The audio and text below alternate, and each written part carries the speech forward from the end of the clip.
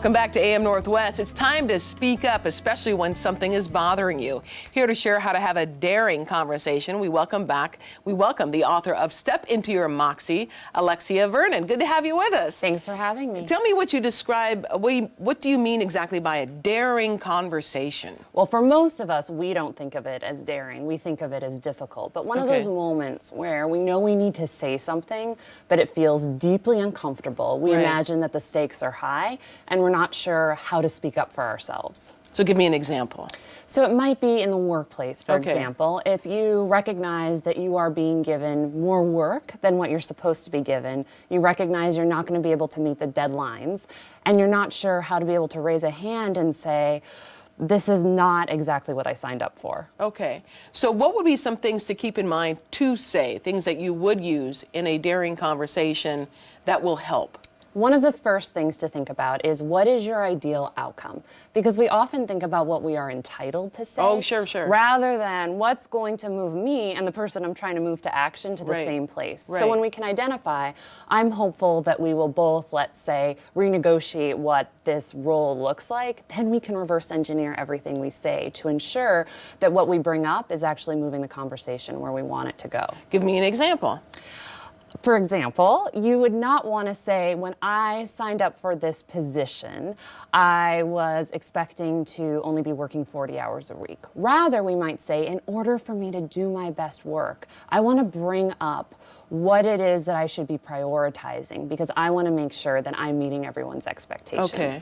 It frames it not as I'm entitled to say this or I'm angry, I want to get it right for us. Right. Let's make it a husband-wife situation, spousal situation.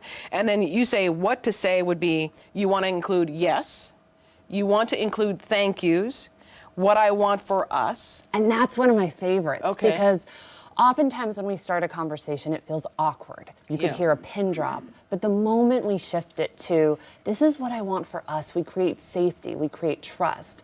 And it makes it okay for all of us to talk about the things that might be underground that need to be said so we can move on. You say, tell me more. Oftentimes, which would be a tough one, right? If you're having a difficult or daring conversation, to tell me more, because you're focused on what you want. Yes. Imagine you just started to tell me what's really going on for you. And I know that there's more there. The tendency would be for me to start doing all of the talking, which shuts you down. Right. The minute I say, tell me more, and I zip it and I listen, then we get to the really juicy stuff. You're able to tell me what might feel prickly and yet needs to be said in order for us to move forward. Another thing you suggest saying or including in your daring conversation, I'm sorry.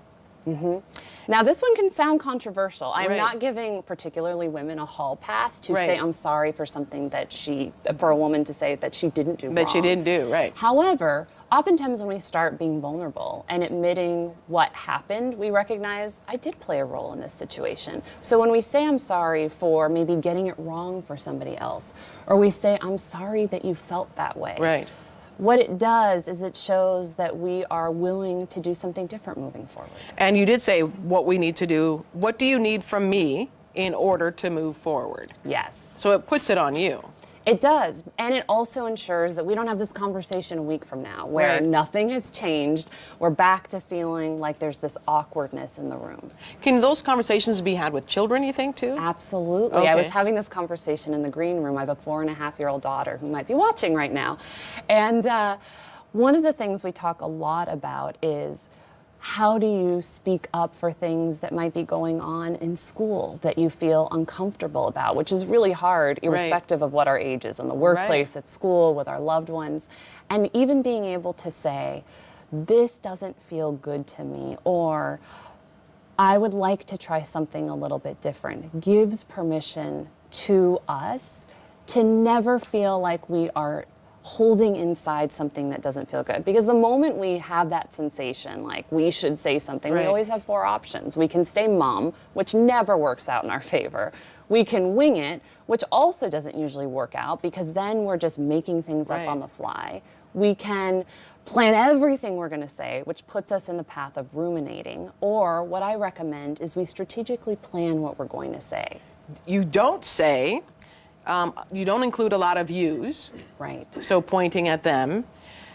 You don't say what, not, you don't include I's, right? Is that right? A little bit of I Right, is okay. okay, but if we make it all about I think, I feel, I Right. believe, it becomes about us rather than us. And here's a phrase that would get you in trouble for sure. That's not my problem.